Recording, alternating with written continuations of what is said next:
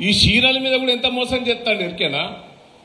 ఈ చీరలు అందరికి ఇస్తలేడు, ఆ గ్రూపులు ఉన్న వాళ్ళకే ఇస్తాను, అంతేనా నేను చెప్పేది?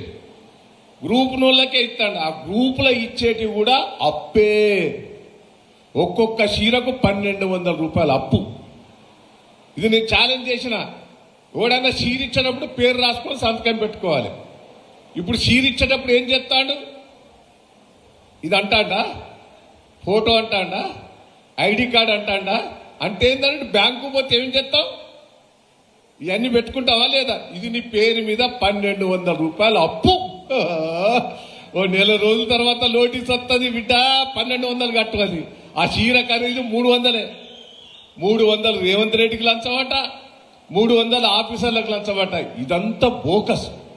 మన ఓట్ల కోసమే చీరలు. దయచేసి మోసం చేసే ఈ కాంగ్రెస్ పార్టీకి ఓటేయద్దు.